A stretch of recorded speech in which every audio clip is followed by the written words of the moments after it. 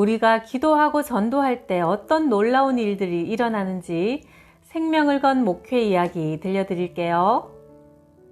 신학교 졸업반 때 그동안도 기도 제목 1호는 언제나 부모님의 구원이었는데 졸업하기 전에 금식 기도를 한 번쯤 해보고 싶었고 부모님의 구원 문제도 절실하던 터라 무작정 산으로 올라갔다. 나무 뿌리를 붙잡고 기도하기도 하고 바위를 붙잡고 기도하면서 우리 부모님을 구원해 주십시오라는 기도를 드리고 또 드렸다. 그러다가 목이 마르면 물만 마시고 굴 속에 들어가 눈을 잠깐 붙였다가 다시 산에 올라가 기도하기를 일주일. 한참 기도하고 있는데 갑자기 온몸이 뜨거워졌다. 내 몸에 무슨 성냥불 같은 게 떨어졌나? 라는 생각이 들 정도로 몸이 타들어가는 듯한 뜨거움 속에서 성령 충만을 체험했다. 기도가 끝나자 나무도 꽃도 하늘도 그렇게 푸르고 맑아 보일 수가 없었다. 그뿐만 아니었다. 기숙사로 돌아온 후에도 기도를 드리는데 기도가 달라졌다는 강한 확신이 들었다. 기도를 하면 정말 하늘로 상달되고 있다는 뚜렷한 확신이 들었고 말씀을 보면 심령 골수가 쪼개지는 감동이 찾아왔다. 성경 읽다가 눈물 흘리고 설교 듣다가 통곡했다. 내 삶은 완전히 기쁨과 찬송으로 가득했다. 그렇게 일주일 정도 보냈을까? 고향에서 아버지로부터 전화가 왔다. 나 말이지, 네 엄마랑 함께 이번 일요일부터 교회 나가마. 너무나 놀란 나는 아버지께 되물었다. 아버지, 정말이십니까? 내가 언제 허튼 소리 하더냐? 전화를 끊고는 너무나 기쁜 나머지 어린아이처럼 팔짝팔짝 뛰었다. 지난 20년 동안 수없이 기도를 드렸어도 응답이 없더니 금식기도 일주일 만에 응답을 주시다니. 드디어 주일 저녁 고향교회에 전화를 드리니 목사님께서 기쁜 목소리로 받으셨다. 나전도사 축하합니다. 아버지 어머니께서 주일 새벽부터 나오시더니 낮 예배 때 등록하셨고 저녁 예배까지 나오시더란다. 아버지와 차 한잔을 하며 담소를 나누셨는데 이런 말씀을 하셨다고 한다. 우리 아들이 신학교 졸업하고 곧 목사가 될 텐데 내가 아들을 위해서라도 예수를 믿어야 하지 않겠습니까? 아들을 위해서요. 출발은 그렇게 인간적이셨지만 나중은 하나님 중심적인 삶으로 일관하셨다. 아버지의 믿음은 놀랍게 성장하여 중풍으로 쓰러지신 후 몇 년이 지난 어느 날 이런 말씀까지 하셨다. 나 목사, 내가 예수를 늦게 믿고 이날까지 하나님을 위해 별로 한 일이 없네. 내가 교회라도 하나 세우고 눈을 감고 싶구나. 마침 그 얘기를 듣던 아내가 진주에서 떨어진 하동군 북천면 자신의 고향에 교회가 꼭 필요하다는 이야기를 했다. 그곳에 교회가 없다 보니 마을 사람들이 1시간 차를 타고 진주로 나가 예배를 드린다는 것이다. 그래, 우리 며느리의 고향에 교회를 지으면 더 좋지. 아버지는 그곳에 땅을 사고 교회를 지으셨다. 아버지는 예수 믿기 전까지는 재산이 있는 게 큰 자랑거리였는데 예수를 믿고 나신 후에는 그리스도 외에는 자랑할 것이 아무것도 없다는 사실을 깨닫고 물질도 시간도 주를 위해 아낌없이 쓰시는 본을 보여주셨다. 서울의 대표적인 유명한 보수교회에서 내게 부흥회를 요청해왔다. 그 교회 교인들은 대부분 학적인 사람들이라 학적인 설교가 요망되는 곳이었는데 그 교회 분위기에 맞추어서 점잖고 논리적으로 설교를 풀어나갈까 생각해봤지만 나는 첫날부터 성령을 받으라는 주제로 부흥회를 인도했다. 그때 앞에 앉아있던 아가씨 한 명이 자리에서 일어나더니 자기가 방언을 할 테니 통변을 해달라는 것이다. 방언이 끝난 다음 내가 그 아가씨에게 물었다. 자매님, 6개월 전에 남편이 죽었지요? 그러자 그 자매가 깜짝 놀란 표정을 지었다. 옆에 같이 앉았던 청년들은 일제히 소리쳤다. 아니에요, 목사님. 아직 미혼이에요. 나는 다시 물었다. 남편이 교통사고로 죽었지요? 이번엔 청년들이 모두 까르르 웃었다. 아니라니까요. 결혼을 아직 안 했다니까요. 아니, 옆에서 대답하지 말고 본인이 대답하세요. 그러자 그 자매가 고개를 끄덕였다. 목사님 말씀이 다 맞습니다.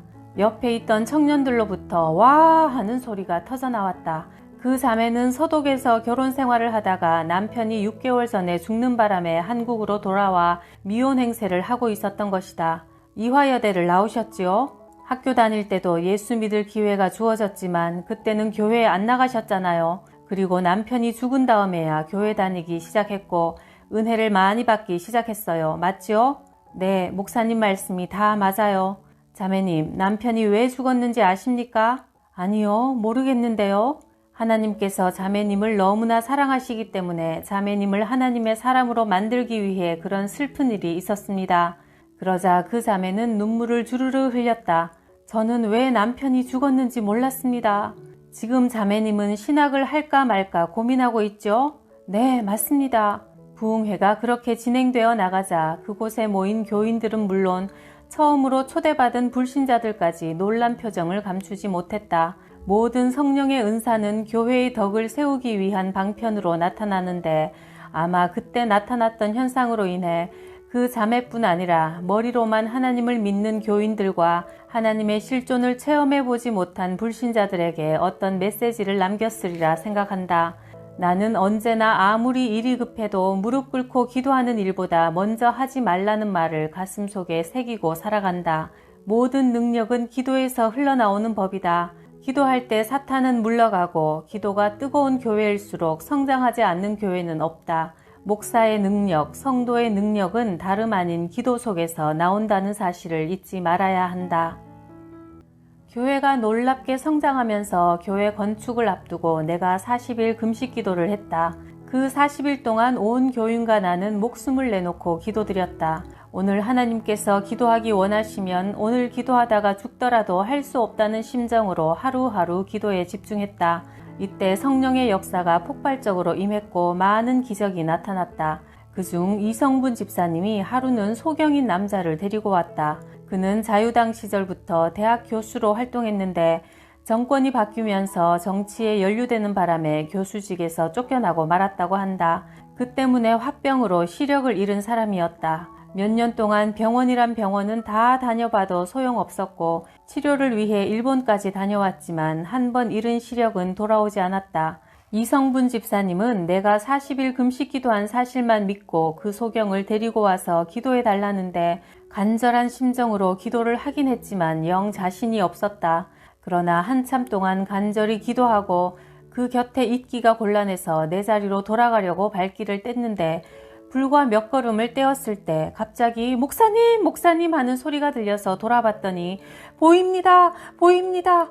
누군가 소경 앞에 손가락을 펼쳐 보이자 하나, 셋, 일곱 이렇게 정확하게 읽어내는 것이다.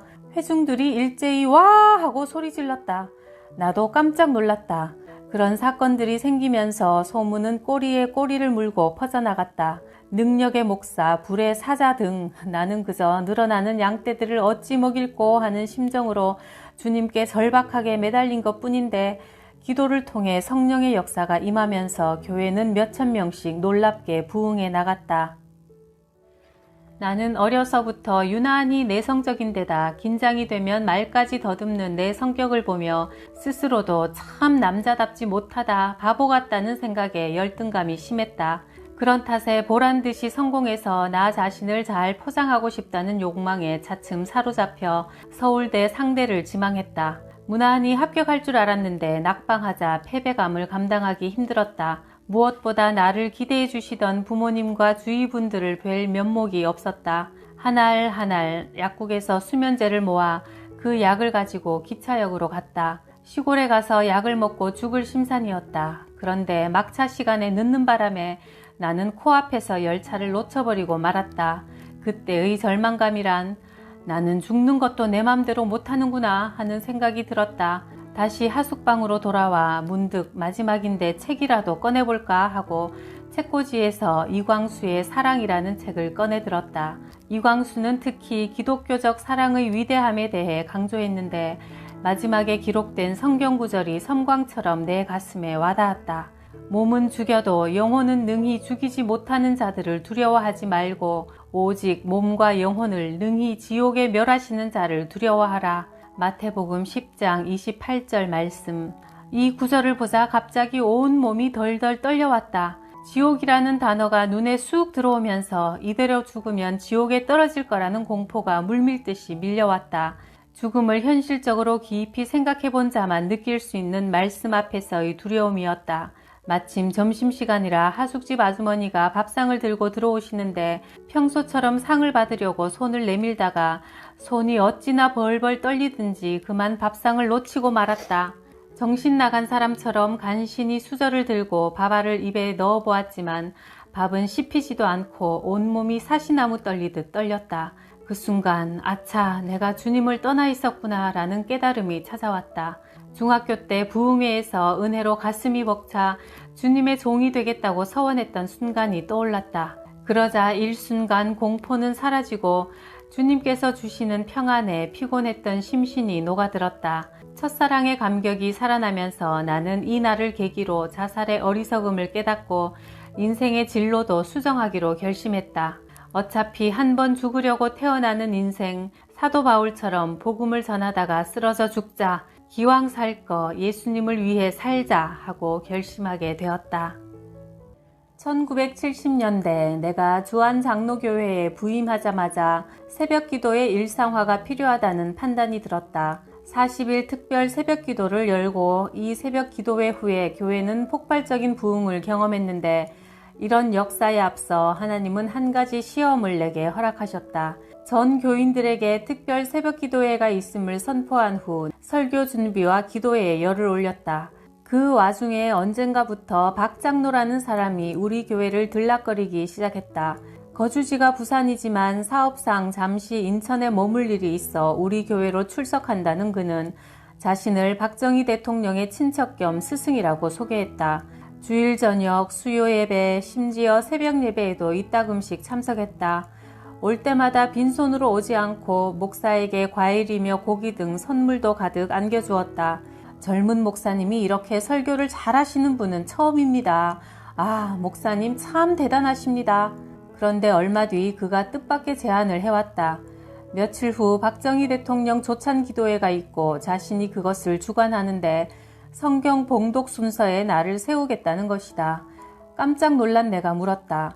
아니, 왜 저를 세웁니까? 저는 목회를 시작한 지 얼마 되지도 않은 햇병아리입니다. 그 자리에 주제넘게 제가 가다니 말도 안 됩니다. 펄쩍 뛰는 내게 박 장로는 한경직 목사님과 당시 감리교 학장이셨던 홍현설 목사님의 이름을 열거하며 이 대열 속에 나겸일 목사님의 이름이 들어가면 얼마나 영광이냐며 나를 부추겼다. 성경 봉독 순서에 떠오르는 젊은 목사를 유망주로 세우려 한다는 자신의 뜻까지 설명하면서 나를 그 순서에 집어넣겠다고 고집했다. 제발 그러지 마십시오, 장로님. 나뿐만 아니라 아내 역시 펄쩍 뛰며 반대했다. 아내나 나나 주제넘게 그런 자리에 참석하고 싶지 않은 마음이었다. 그러던 어느 날 새벽 박 장로가 뜬금없이 나를 찾아왔다. 40일 특별 새벽 기도회를 시작한 지 며칠 되지 않았을 때다. 새벽 4시 반쯤 사택을 나와 예배실로 들어가려는 순간 박 장로와 맞닥뜨렸다. 그는 교회 앞에 차까지 대기시킨 채 나를 기다리고 있었다. 목사님, 타십시오. 오늘 조찬 기도회에 모시고 가려고 이렇게 왔습니다. 아니, 안 간다고 했는데 왜 이러십니까? 그는 조찬 기도회 순서지까지 보여주며 나를 굳이 차에 태우려 했다. 보십시오, 목사님. 성경 봉독 순서에 나겸일이라고 이름까지 다 들어가 있는데 지금 와서 안 가시면 큰일 납니다. 그 자리가 어떤 자리인지 아시지 않습니까? 이름대로 해야지 안 그랬다간 큰일 납니다. 청와대의 부탁입니다. 하루만 여전도사님에게 새벽 기도를 맡겨놓고 같이 갑시다. 은근히 협박까지 해가며 박 장로는 내 팔을 잡아 끌었다. 그 순간 조찬 기도에 참석이 유혹으로 다가오기도 했지만 그 새벽 양떼를 향한 목자로서의 사명을 저버리면서까지 조찬 기도회에 가고 싶지는 않았다.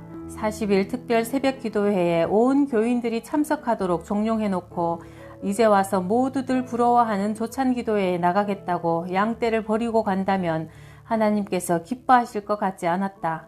안 됩니다. 지금은 새벽 기도회를 인도해야 하는 시간입니다. 저 때문에 새벽 기도 나오는 교인들도 있는데 제가 없으면 되겠습니까?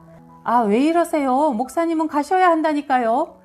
그렇게 실랑이를 벌이는 사이 교인들이 이 광경을 목격하고 몰려들자 당황한 박 장로가 차를 타고 사라져버렸다.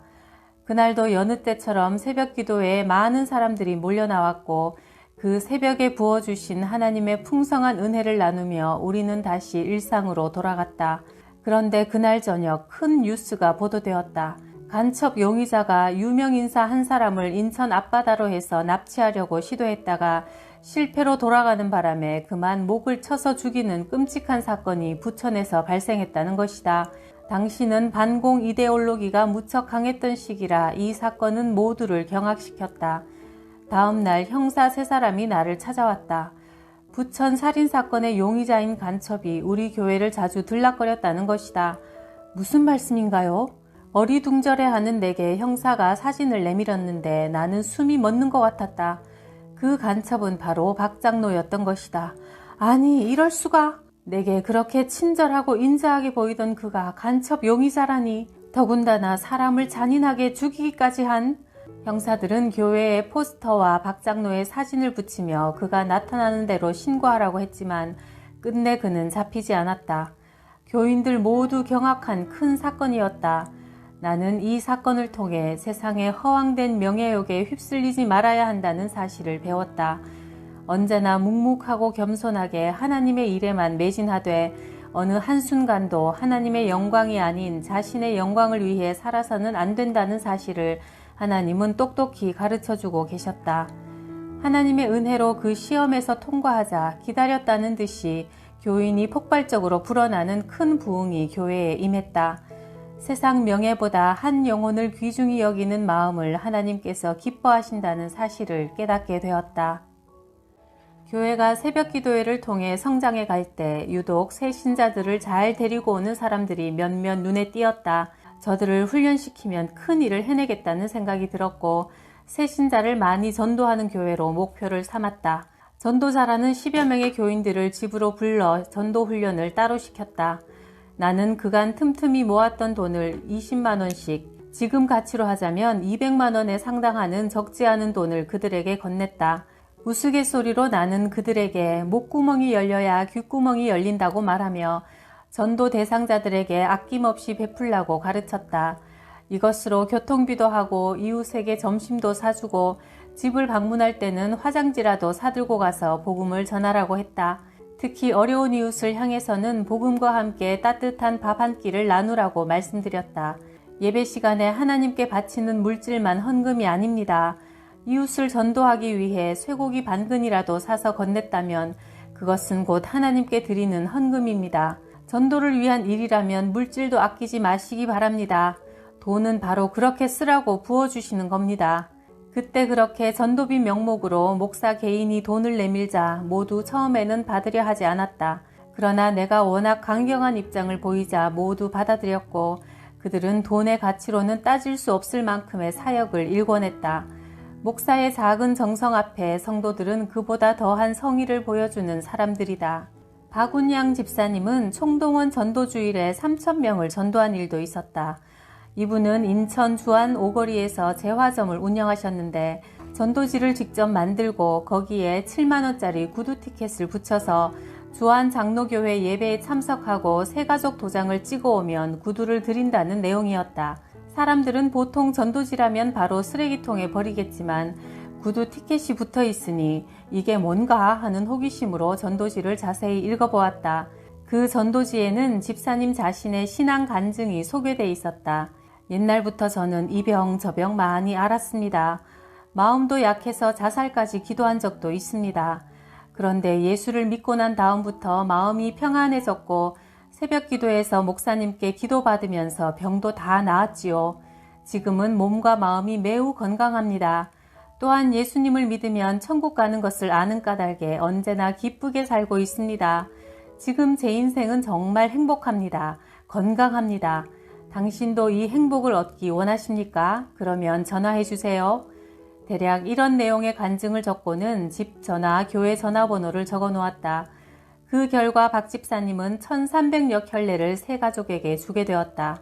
1,700명은 교회 등록만 하고 구두를 안 타간 것이다.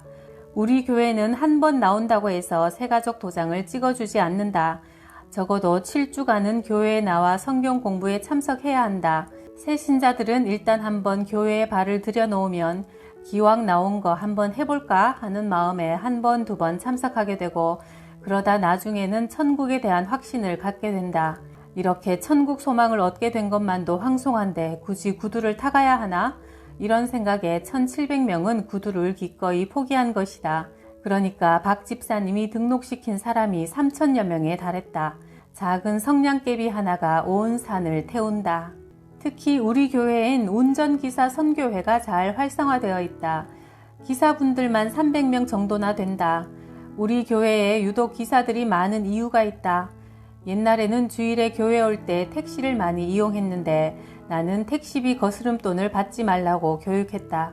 택시비가 7,000원이면 10,000원을 드리면서 주일인데 거스름돈은 그냥 두세요.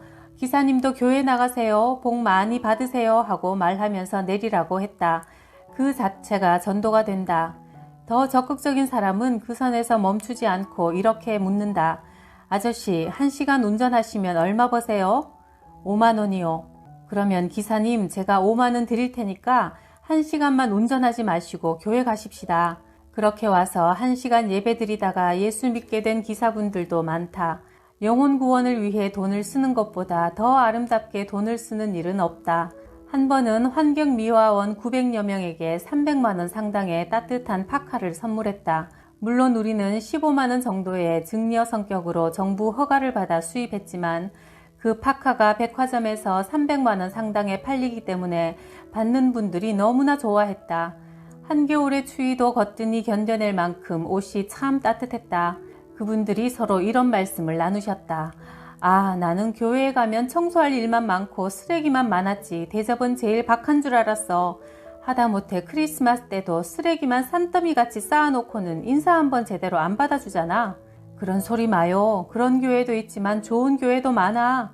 맞아, 이런 교회도 있잖아. 나도 이제부터 교회 다닐 거야. 서로 그런 얘기들을 나누며 따뜻하게 옷을 입고 일하시는 그분들을 뵈니 얼마나 마음이 따뜻했는지 모른다.